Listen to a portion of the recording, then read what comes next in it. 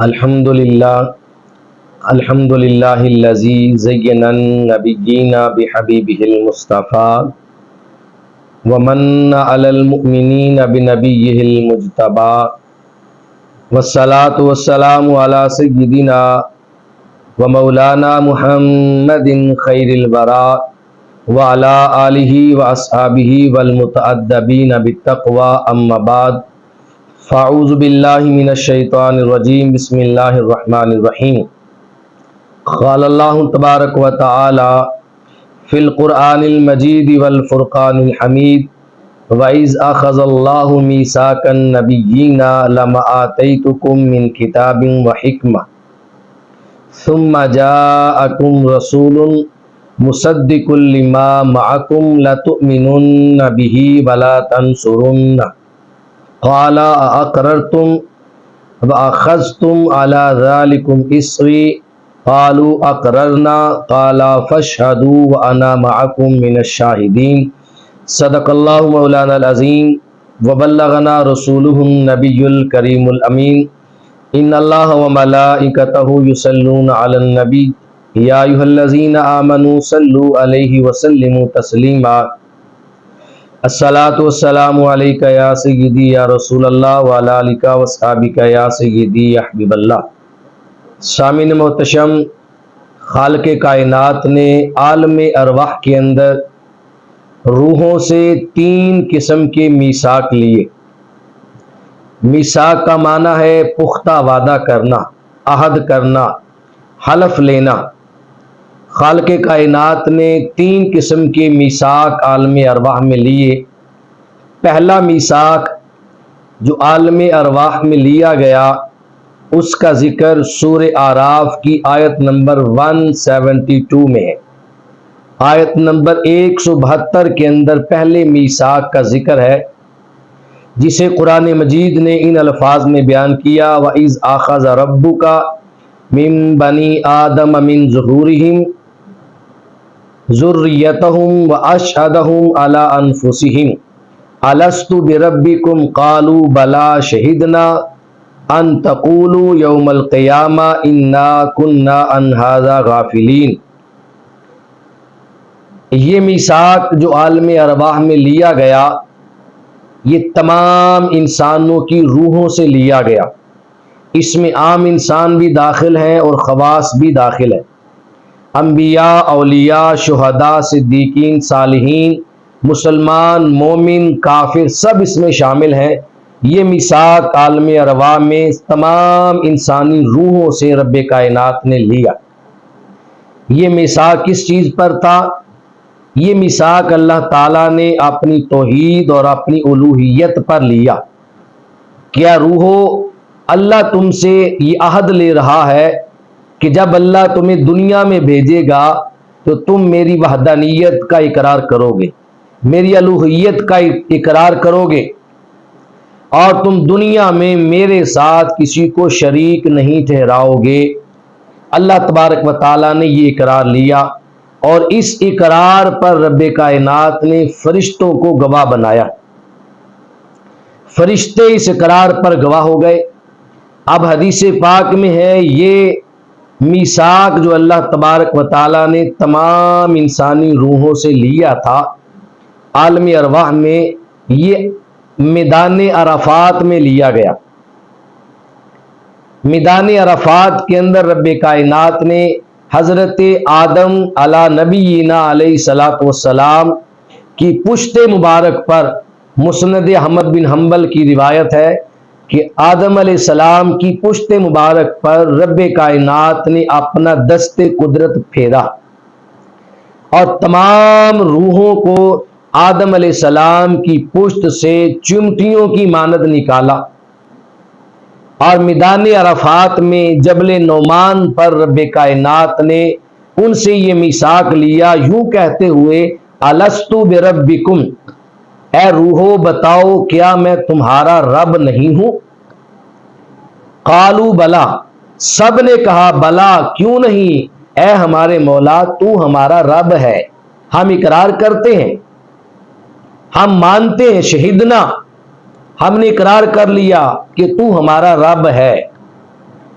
اس مقام پر حدیث پاک میں آتا ہے سب سے پہلے جس زبان سے اللہ تبارک و تعالیٰ کے رب ہونے کا اقرار ہوا اور جس زبان سے سب سے پہلے بلا کا لفظ نکلا وہ میرے اور تیرے نبی محمد مصطفیٰ صلی اللہ علیہ وسلم کی زبان مقدس تھی۔ اسی طرح جیسے آدم علیہ السلام کے سامنے تمام فرشتوں کو سجدہ ریز ہونے کا حکم دیا، کیونکہ پیشانی یہ آدم میں نور محمدی جلوہ گر تھا۔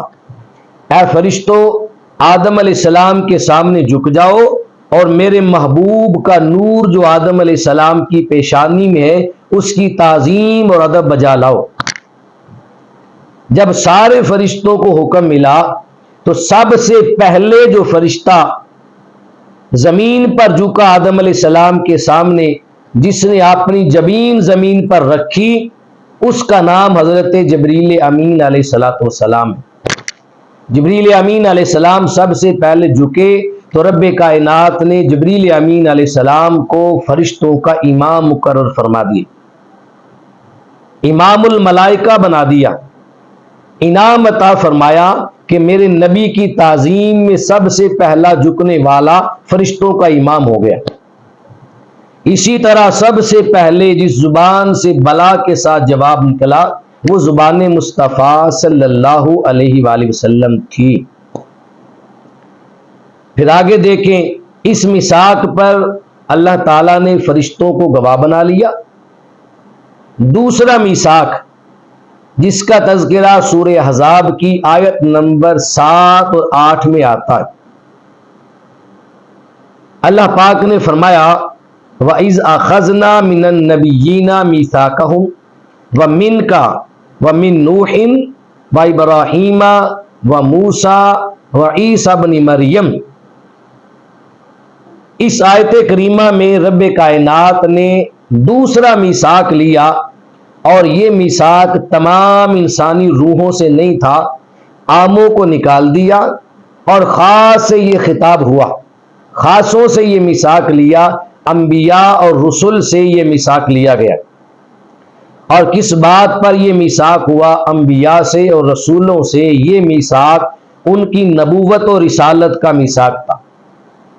تمام انبیاء اور رسولوں کی روحوں کو جمع کیا کہ اے انبیاء اور اے رسل، تمہاری روحوں سے اللہ میثاق یہ لے رہا ہے کہ تمہیں دنیا میں میں نبوت اور رسالت کا تاج پہنا کر بھیجوں گا، پھر تم دنیا میں جاؤ گے اور دنیا میں جا کر تم نے اس نبوت اور رسالت کا پیغام آگے پہنچانا ہے، آگے تبلیغ کرنی ہے، تمہیں نبوت اور رسالت سے بہریاب کیا جائے گا، تمہیں نبی بنایا جائے گا، منصب رسالت پر فائز کیا جائے گا، تم نے اللہ تعالیٰ کی توحید کا پیغام آگے پہنچانا ہے۔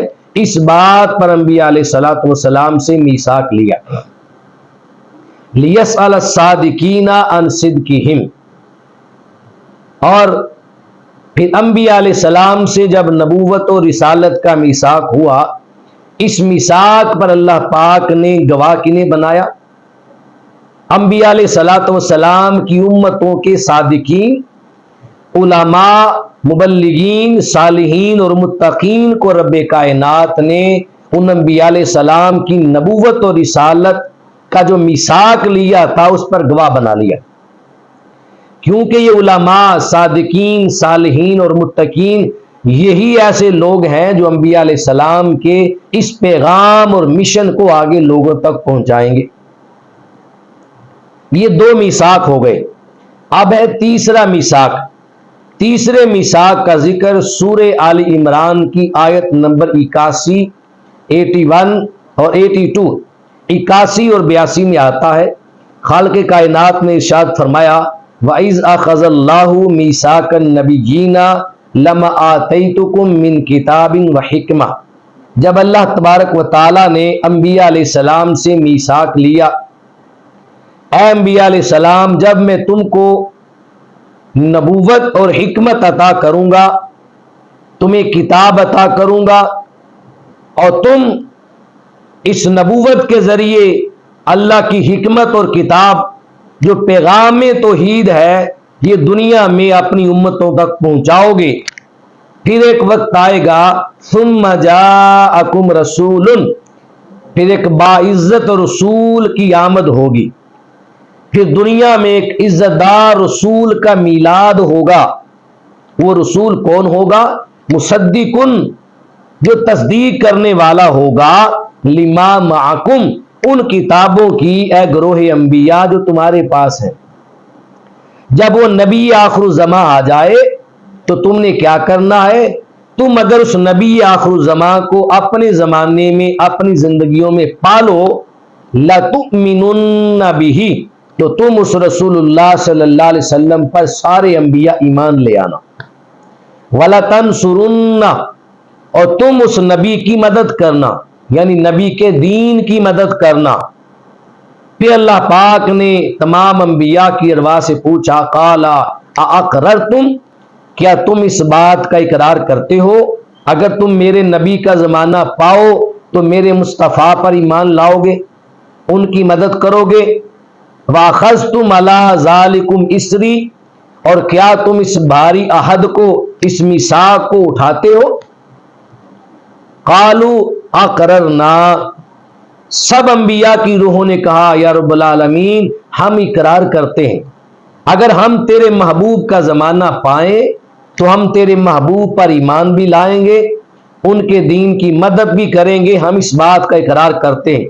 قَالَ فَاشْهَدُوا، اللہ پاک نے فرمایا اے گروہ انبیاء بس تم اس بات پر گواہ ہو جاؤ، جو تم نے اقرار کر لیا اس بات پر تم گواہ بن جاؤ۔